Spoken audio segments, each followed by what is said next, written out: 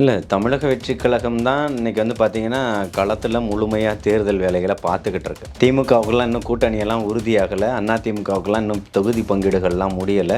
ரெண்டு பேருக்குமே இழுபறியாக தான் நடந்துக்கிட்டு இருக்குது. ஒரு திமுக கூட்டணி நான் பல முறை சொல்லிக்கிட்டு இருந்தேன். ஆரம்ப காலகட்டத்திலேருந்தே நம்மளுடைய இதில் நேர்காணலில் பேசியிருப்போம், திமுக கூட்டணி உடையும்னு சொல்லி. இன்றைக்கி உடஞ்சிருச்சு திமுக கூட்டணி. ஒருத்தர் வெளியே போயிருக்காருன்னு நினைக்கிறேன், வேல்முருகன். எந்த 10 சக்கரத்தில் ஒரு சக்கரம் கலந்தாலும் சக்கரம் கலண்டுருச்சு தானே. நம்ம காங்கிரஸினுடைய அகில இந்திய தலைமைக்கு வந்து பார்த்தீங்கன்னா தமிழக வெற்றி கழகம் தான் சாய்ஸ், புரியுதுங்களா? ஓகே. ஆனால் தமிழகத்தில் இருக்கக்கூடிய தலைமைக்கு வந்து பார்த்தீங்கன்னா திமுக தான் சாய்ஸ்.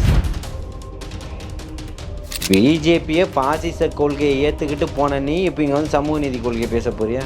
திருப்பியும் சமத்துவ மக்கள் கட்சியை உருவாகி அது எப்படி ஒரே ராத்திரியில் கலைச்சிடுறீங்க, ஒரே ராத்திரியில் கூட்டிடுறீங்க? உங்களால் மட்டும் எப்படி இதெல்லாம் முடியுதுன்னு தெரியும். ஒரு ராத்திரிக்கு ஒரு கனவு வருங்க. வேறு கனவு காணுங்கன்னு சொன்னார். கனவு மட்டுமே காண்டுக்கிட்டு இருக்கிறதுக்காக தூங்கிக்கிட்டு இருக்கிற சரத்குமாரை பார்த்தா அப்போ இங்கே வேடிக்கையாக இருக்கா இல்லையா? எதை வைத்து வேட்பாளர்கள் தேர்வு செய்யப்படுகிறாங்க? இல்லை, கட்சியில் யார் உழைச்சிருக்கிறான்றதையும் பார்க்குறாங்க, கட்சியில் உழைச்சவர்களுக்கு அங்கே நிற்க முடியுமான்றதையும் பார்க்குறாங்க, புதுசாக வரக்கூடியவர்களுக்கும் வாய்ப்பு கொடுக்குறாங்க. அவர்கள் இந்த சமுதாயத்தில் இந்த சமூகத்துக்கு என்ன ஒரு சமூக சிந்தனையோடு இருக்காங்கன்றதையும் பார்க்க. வெறும் காசை மட்டும் எடுத்துகிட்டு வந்தாலும் சீட்டுன்னா இன்றைக்கி 234 500 சீட்டு இருந்தாலும் கொடுக்கறதுக்கு ஆட்கள் இருக்கு. காசு கேட்குறாங்க, இவ்வளவு பணம் வேட்பாளராக அறிவிப்பதற்கு தாவேக்காவில் பேரம் பேசப்படுகிறதுங்கிற குற்றச்சாட்டும் வைக்கப்படுது. உண்மையா? அது இல்லை, நான் தான் சொல்கிறேன். அதாவது பெரம்பூரில் போட்டியிட போகிறாருன்றது இன்றைக்கி தமிழக வெற்றி கழகம் முறையாக வந்து அறிவிக்கும்.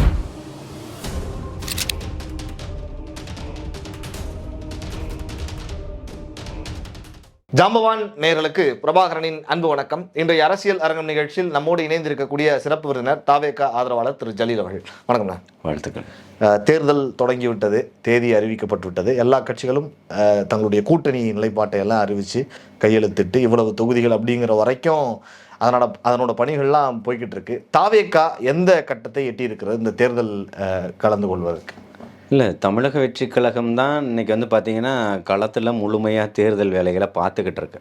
திமுகவுக்குலாம் இன்னும் கூட்டணியெல்லாம் உறுதியாகலை, அதிமுகவுக்குலாம் இன்னும் தொகுதி பங்கீடுகள்லாம் முடியலை. ரெண்டு பேருக்குமே இழுபறியாக தான் நடந்துக்கிட்டு இருக்குது. ஒரு திமுக கூட்டணி நான் பல முறை சொல்லிக்கிட்டு இருந்தேன்.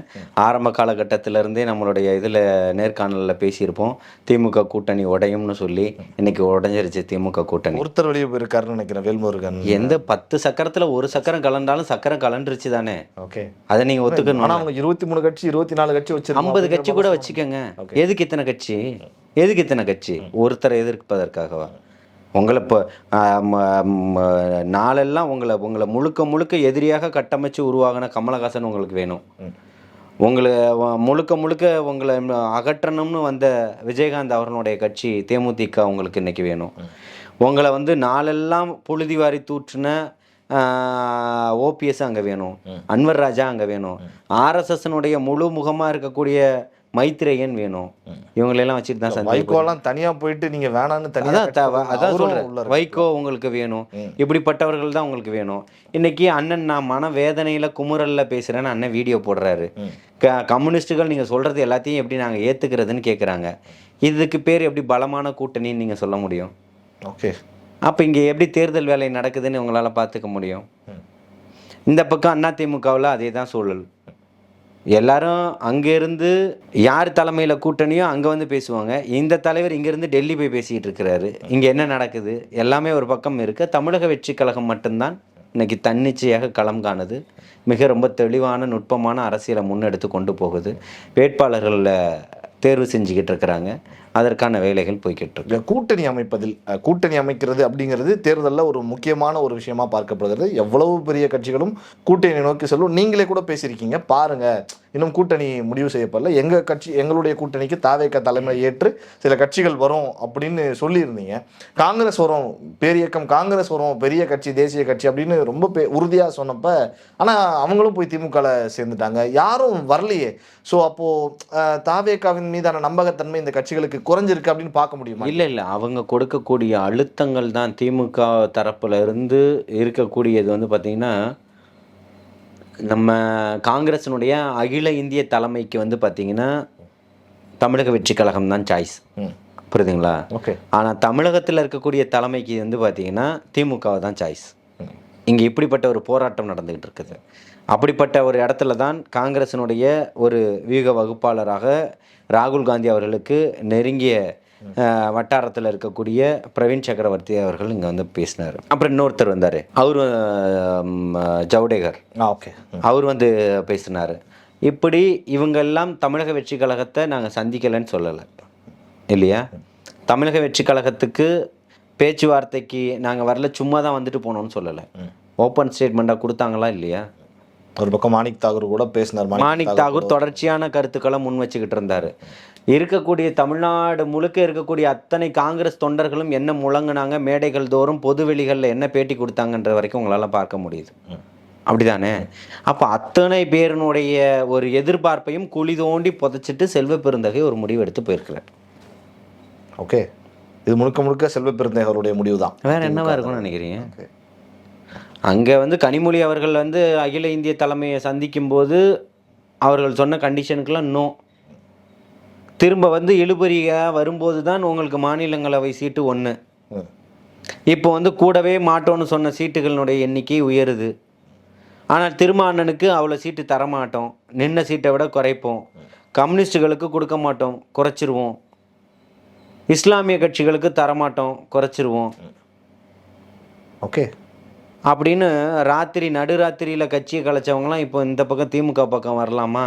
கட்சியை கலைச்சிட்டு இதுதான் நம்மளோட கட்சின்னு போனவங்களாம் இப்போ புதுசாக பேட்டி கொடுத்துட்டு இருக்கிறாரு. சரத்குமார் ஒரு பக்கம் பேசுகிறாரு, வந்துடலாம். என்ன பண்ண போகிறாரு? பிஜேபியை பாசிச கொள்கையை ஏற்றுக்கிட்டு போன நீ இப்போ இங்கே வந்து சமூக நீதி கொள்கையை பேச போறியா? திருப்பியும் சமத்துவ மக்கள் கட்சியை உருவாகி அது எப்படி ஒரே ராத்திரியில் கலைச்சிடுறீங்க, ஒரே ராத்திரியில் கூட்டிடுறீங்க? உங்களால் மட்டும் எப்படி இதெல்லாம் முடியுதுன்னு தெரியல. ஒரு ராத்திரிக்கும் ஒரு கனவு வரும்னு வேறு கனவு காணுங்கன்னு சொன்னார். கனவு மட்டுமே காண்டுக்கிட்டு இருக்கிறதுக்காக தூங்கிக்கிட்டு இருக்கிற சரத்குமாரை பார்த்தா அப்போ இங்கே வேடிக்கையாக இருக்கா இல்லையா? இன்றைக்கி அரசியல் களம் வந்து இவர்களுக்கு பகடைக்காயாக மாறிக்கிட்டு இருக்கு. அப்படிப்பட்ட ஒரு சூழலில் தான் மக்கள் தன்னுடைய நிலையை இன்றைக்கி வந்து இங்கே வந்து நிலைநாட்டணும், தன்னுடைய வாழ்வாதாரம் மீட்டெடுக்கணும், இன்றைக்கி இருக்கக்கூடிய அவல நிலை போர்க்கப்படணும் அப்படின்ற ஒரு மக்களாட்சி இன்றைக்கி வரணும் அப்படின்றதனுடைய நிலைப்பாட்டில் தான் தலைவர் தளபதி அவர்களுடைய வருகை இங்கே முக்கியமாக பார்க்கப்படுது, மக்கள் மத்தியில் பேசப்படுது. அதற்கு தான் இன்றைக்கி மிகப்பெரிய ஒரு பெரும்பான்மையான ஒரு மக்களுடைய செல்வாக்கில் இன்றைக்கி இருக்கிறாருன்னா அவர் தான் இருக்கிறார். வேட்பாளர்களுடைய தேர்வு ஒவ்வொரு திராவிட கட்சிகள் எப்படி நடக்கும் அப்படின்னு நம்ம பார்த்துருக்கோம். உட்காந்து உங்கள் என்ன செலவு பண்ணுவீங்க, உங்கள் தொகுதிக்கு நீங்கள் என்ன சமூகம், இப்படிலாம் கேட்கப்பட்டதாக வரலாறுல நம்ம பார்த்துருக்கோம். அப்படியெல்லாம் சில கேள்விகள்லாம் கேட்பாங்க. எவ்வளோ நாள் கட்சியில் இருக்கீங்க, என்ன வேலைகள்லாம் கட்சிக்கு என்ன போராட்டங்கள் பண்ணியிருக்கீங்க, இப்படிலாம் கேட்பாங்க. தாவேகாவினுடைய தேர்தல் வேட்பாளர் தேர்வு அப்படிங்கிறது எப்படி நடக்குது? ஏன்னா நீங்கள் ஒரு 2-3 ஆண்டு காலம் தான் இப்போ தான் அந்த அரசியல் களத்துக்குள்ளே இருக்கீங்க. அப்படிங்கிறப்போ எதை வைத்து வேட்பாளர்கள் தேர்வு செய்யப்படுகிறார்கள்? இல்லை, கட்சியில் யார் உழைச்சிருக்கிறான்றதையும் பார்க்குறாங்க, கட்சியில் உழைச்சவர்களுக்கு அங்கே நிற்க முடியுமான்றதையும் பார்க்குறாங்க, புதுசாக வரக்கூடியவர்களுக்கும் வாய்ப்பு கொடுக்குறாங்க, அவர்கள் இந்த சமுதாயத்தில் இந்த சமூகத்துக்கு என்ன ஒரு சமூக சிந்தனையோடு இருக்காங்கன்றதையும் பார்க்க. வெறும் காசை மட்டும் எடுத்துகிட்டு வந்தாலும் சீட்டுன்னா இன்றைக்கி 234 500 சீட்டு இருந்தாலும் கொடுக்கறதுக்கு ஆட்கள் இருக்குது. அது மட்டும் இல்லை, அவர்களுக்கு எண்ணம் இந்த சமூகத்தின் மீது அக்கறை கொண்டவர்களுக்கு மட்டும்தான் இங்கே வாய்ப்புன்றது அவர்களுக்கு ரொம்ப தெளிவாக தெரியும். அதனால தான் எல்லாத்தையுமே ஒவ்வொருத்தரையும் தேர்வு செய்யப்பட்டு ஒவ்வொரு கட்டமாக எல்லாத்தையுமே அறிவிச்சுக்கிட்டு இருக்காங்க. ஒரு பக்கம் ஒரு குற்றச்சாட்டு ஊடகங்களில் நம்மளால் பொதுவெளியில் பார்க்க முடிகிறது. காசு கேட்குறாங்க, இவ்வளவு பணம் வேட்பாளராக அறிவிப்பதற்கு தாவேக்காவில் பேரம் பேசப்படுகிறதுங்கிற குற்றச்சாட்டும் வைக்கப்படுது. உண்மையா? அது இல்லை, நான் தான் சொல்கிறேன். அதாவது ஒரு குற்றச்சாட்டுகள் வச்சா உண்மையை சொல்லணும். என்கிட்ட இன்னார் இவ்வளோ கேட்டார், இவ்வளோ நான் கொடுத்தேன், வாங்கினேன், இல்லை கொடுக்கல அப்படின்றதுக்கு ஆதாரமாக சொல்லணும். உங்களுக்கு சீட்டு இல்லைன்றதுக்காக அடிப்படை ஆதாரத்தை வந்து இப்போ நீங்கள் மடைமாற்றும் விதமாக வந்து வெளியில் பொது வெளியில் செய்யணும்னா மீடியா வெளிச்சம் தான். ஒரு ஒரு ஒரு ஒரு அரை மணி நேரம் செய்தி தான் அவங்களுடைய பொய், அதுக்கு மேலே நிற்காது. உண்மையாக இருந்தால் அது காலம் முழுக்க இருக்கும், அது கட்சியை பாதிக்கும். அந்த மாதிரி எந்த விதமான நடவடிக்கைகளும் இங்கே கிடையாது. வேட்பாளர்களை திரு விஜய் அவர்கள் நேரடியாக தாவேக்காவுடைய தலைவர் 1-on-1 அப்படி உட்கார்ந்து பேசி தேர்வு செய்கிறாரா, இல்லை எப்படி நடக்குது அந்த பணிகள் தாவேக்காவுக்கு? வேட்பாளர்கள் தேர்தல் மேலாண்மை பொதுக்குழுன்னு ஒரு இருக்குது. அவர்களுக்கு அவர்களுடைய நிர்வாகத்தின் பேரில் தேர்வு செய்யப்படக்கூடிய வேட்பாளர்கள் தேர்வு செய்யப்பட்டு கடைசியில் தலைவர் தளபதி அவர்களுடைய முன்னிலையில் தான் உட்கார்றாங்க. அவங்கள தான் ஒரு நேர்காணல் பண்ணுறாரு. இறுதியாக வந்து தேர்வு செய்கிறது திரு விஜய் அவர்கள் தான். Okay okay. இப்போ சமீபத்தில் மும்பை இந்த சிபிஐக்கு போயிட்டு வந்தார். அப்புறம் மும்பைக்கு ஒரு நிகழ்ச்சிக்கு அட்லி அவர்களுடைய எல்லா நிகழ்ச்சிக்கு போயிட்டு வந்தார். ஒரு தேர்தல் சமயத்தில் இங்கே கட்சி தலைவர்கள்லாம் வேகமாக இந்த பணிகளில் இருக்கிறப்ப தனிப்பட்ட விஷயங்களிலே கவனம் செலுத்துறது அப்படிங்கிறது தாவேக்காவுடைய வளர்ச்சியை பாதிக்காது. சிபிஐ விசாரணைக்கு போகிறதும் ஒரு நிகழ்ச்சிக்கு அழைப்பாளராக போயிட்டு வரதும் ஒரு கல்யாணத்துக்கோ ஒரு சீமந்தத்துக்கோ போகிறதும் வந்து எந்த விதத்தில் கட்சியை பாதிச்சிடுச்சுன்னு கேட்குறேன். இல்லை, இங்கே பணிகள் தேர்தல் இருக்கிறப்ப இங்கே நீங்கள் கட்சி பணியாளர்களை கட்சி தொண்டர்களை ஊக்குவிச்சு அவங்களுக்கு சில விஷயங்களை செய்யணும் இல்லையா, அவங்கள உத்வேகப்படுத்தணும்ல. நீங்கள் தனிப்பட்ட முறையில் நிகழ்ச்சிகளுக்கு போயிட்டு இருக்கிறது பண்ணுறது அப்படிங்கிறது இங்கே தொண்டர்களுக்கு ஒரு தொய்வு ஏற்படுத்தாதான்? என்ன தொய்வு ஏற்படுத்திடுச்சு? தேர்தல் வேலைகள் எல்லாத்தையுமே கண்ணும் கருத்துமாக உட்காந்து எல்லாத்தையுமே பார்த்துக்கிட்டு இருக்கிறாரு. தொண்டர்களுக்கு அறிவுறுத்தப்பட்டுக்கிட்டு இருக்கு. மாநில, மாவட்ட, ஒன்றிய, நகர கழக செயலாளர்கள் அத்தனையுமே இன்னைக்கு பம்பரமாக சுழண்டுகிட்டு இருக்கிறாங்க. எல்லா பகுதிகளிலுமே 234 தொகுதிகளிலும் இறங்கி வேலை பார்த்துக்கிட்டு இருக்கிறாங்க. வேட்பாளர்கள் தேர்வு பட்டியல் தயாராகிக்கிட்டு இருக்குது. வேட்பாளர் லிஸ்ட்டு வெளியிட போகிறாங்க. முக்கியமான நிர்வாகிகளை வந்து தலைவர் தளபதி அவர்கள் வந்து சந்திக்கிறாரு. சுற்றுப்பயணம் மேற்கொள்ள இருக்கிறாரு. தேர்தல் இது என்ன தயாராக இல்லைன்னு நினைக்கிறீங்க? 2 நாளாக தொடர்ச்சியாக இதுக்கு பிரஸ்டீஜ் பாலியனுக்கு வந்துட்டு போயிருக்கிறாரு. அங்கே நடக்கக்கூடிய தேர்தல் ஆலோசனை கூட்டத்தில் பங்கெடுத்துக்கிறாரு. அப்போ கட்சி வேலைகளை பார்க்கலன்னு எதை வச்சு சொல்ல முடியும்? ஓகே, இல்லை பார்க்கலன்னு சொல்லலை, அந்த தொய்வு ஏற்படாதா அப்படின்னு தான் கேட்டேன். உன்னை விட அதிகமான உத்வேகம் ஏற்பட்டிருக்குன்னு சொல்கிறேன். ஓகே. ஒரு பக்கம் 4 முனை போட்டி அப்படின்னு சொல்லிக்கிட்டு இருந்தப்ப நீங்கள் சொன்ன மாதிரி சசிகலா அம்மையார் அவர்களும் ராமதாஸ் அவர்களும் இணைஞ்சு ஒரு கூட்டணி அமைச்சிருக்காங்க. அது 5வது கூட்டணி அப்படின்னு சொல்லப்படுகிறது. இல்லை, இது 5வது கூட்டணியாகவே இருக்குமா, இல்லை தாவேக்காவும் சேர்ந்து பயணிக்குமா, அதாவது வாய்ப்பு இருக்கு? இந்த மாதிரி இன்னும் ஒரு கூட்டணியெல்லாம் வந்து அந்த கூட்டணியெல்லாம் வந்து இன்னைக்கு ஒரு பெரிய தேர்தலில் ஒரு தாக்கத்தை ஏற்படுத்துமா அப்படின்னு சொன்னால் அது பெரிய ஒரு தாக்கத்தை ஏற்படுத்தாது. சில நூறுகள் ஆயிரங்கள் வாக்குகளை மட்டும்தான் பிரிக்க முடியுமே தவிர்த்து வேற ஒன்றும் பெரிய தாக்கத்தை ஏற்படுத்த முடியாது.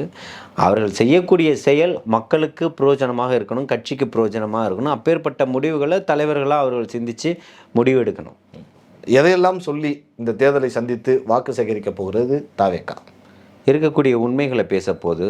திமுகவினுடைய ஊழலை தோலுரித்து காட்டப்போகுது. பாசிசவாதிகளுடைய அடக்குமுறை மக்களுக்கு உகந்ததல்லன்றதை எடுத்து சொல்ல போகுது. இந்த பாசிசவாதிகளுடைய அடக்குமுறையை பற்றி பேச போகுது. பாசிசவாதிகளுடைய ஒரு எதேச்சி அதிகார போக்கை வந்து தோலுரித்து காட்டப் போகுது. மக்களுக்கு தரக்கூடிய நிதியை தராமல் நிறுத்தி வைத்திருக்கக்கூடிய பாஜகவினுடைய அரசை கண்டித்து பேச போகுது. தமிழகத்தில் இருக்கக்கூடிய தமிழ்நாடு சமூக நீதி பயணம்னு சொல்லிக்கிட்டு திமுக வந்து பெரியாரிசத்தை பேசிக்கிட்டு இன்னைக்கு சமூக நீதி இங்கே ஒட்டுமொத்தமாக மறுக்கப்பட்டுக்கிட்டு இருக்கக்கூடிய விஷயங்களை பேச போகுது. பெண்களுக்கு தொடர்ந்து பாதுகாப்பு இல்லாத ஒரு மாநிலமாக தமிழ்நாடு போய்கிட்டு இருக்குன்றதை கோடிட்டு காட்டப்போகுது.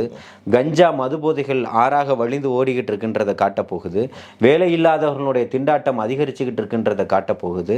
நம்மளுடைய உரிமைக்காக போராடக்கூடிய மாநிலத்தினுடைய பட்டியலில் தமிழ்நாடும் சேர்க்கப்பட்டிருக்குது அப்படின்றத தோலுரித்து காட்டப்போகுது. இருக்கக்கூடிய மாணவர்களுடைய பிரச்சனைகளை கொண்டு வந்து காட்டப்போகுது. கல்வியில் இன்னைக்கு கடந்த ஆண்டை விட இந்த ஆண்டு 1.5 லட்சம் மாணவர்கள் அரசு பள்ளியில் சேராமல் போயிருப்பது ரொம்ப வருந்தத்தக்க ஒரு விஷயம்ன்றத அப்போ அரசு பள்ளிகளுடைய அவல நிலை குறித்து பேச போகுது. இப்படி இருக்கக்கூடிய மக்கள் பிரச்சனையை ஒட்டுமொத்தமாக தோலுரித்து காட்டப்போகுது. விஜய் அவர்கள் பெரம்பூரில் போட்டியிடுகிறார் அப்படின்னு சொல்லி ஒரு செய்தியை பார்க்க முடிஞ்சது. அஃபிஷியலாக நமக்கு வரலை, பட் அந்த மாதிரியான பதிவுகளை பார்க்க முடிஞ்சது. திரு தாவேக்கா தலைவர் விஜய் அவர்கள் எந்த தொகுதியில் போட்டியிடுகிறார்? இல்லை, பெரம்பூரில் போட்டியிட போகிறாருன்றது இன்னைக்கு தமிழக வெற்றி கழகம் முறையாக வந்து அறிவிக்கும். அண்ணன் பொதுச் செயலாளர் அவர்களும் அண்ணன் ஆதவர்ஜுனா அவர்களும் மரிய வில்சன் அவர்களும் இப்படி தொடர்ச்சியான நிர்வாகிகள் எங்கெங்கே போட்டியிடுறாருன்றது ஒரு உத்தேச பட்டியல் வந்து வெளியிட்டிருக்கிறாங்க. புரியுதுங்களா? அதில் வந்து அவர் அந்த பகுதியில் தான் நிற்கணுன்றதை வழிமொழிஞ்சிருக்கிறாங்க. அதற்கான வேலைகளும் போய்கிட்டு இருக்குது. நிச்சயமாக அவர் பெரம்பூர் தொகுதியில் களம் காணுவார்ன்ற ஒரு எதிர்பார்ப்போடு நானும் இருக்கிறேன். திரு ஜலீல் அவர்கள் தொடர்ந்து ஆரம்ப காலகட்டங்கள்ல இருந்து எங்களோட ஜாம்பவானில் பயணிச்சுட்டு வரீங்க. நீங்களும் விருப்ப மனு கொடுத்துருக்கீங்க. உங்களுக்கு நேர்காணல் செய்யப்பட்டதா? நீங்கள் எந்த தொகுதியில் களம் காண போகிறீங்க? இல்லை, நம்ம வந்து ஒரு 2 தொகுதிகளுக்கு வந்து வேட்பு மனுக்கள் விருப்ப மனு கொடுத்துருக்குறோம். அது வந்து தலைமையிடம் சொல்லப்பட்டிருக்குது. அது எந்த தொகுதின்றதை வந்து அந்த நம்ம கொடுத்த தொகுதியா இல்லை அது இல்லாமல் தலைமை முடிவு செய்யக்கூடிய கோடியிடக்கூடிய இடத்துல தலைவர் தளபதி அவர்களும் அண்ணன் பொதுச் செயலாளர் அவர்கள் சொல்லக்கூடிய இடத்துல களம் காண்பதற்கு நிச்சயமாக நான் தயாராக. பார்ப்போம் வரக்கூடிய தேர்தலில் தாவேகாவினுடைய செயல்பாடுகள் எப்படி இருக்க போகிறது, வெற்றி வாய்ப்பு எப்படி இருக்க போகுது அப்படிங்கிறத பொறுத்திருந்து பார்ப்போம். நன்றி, வாழ்த்துக்கள்.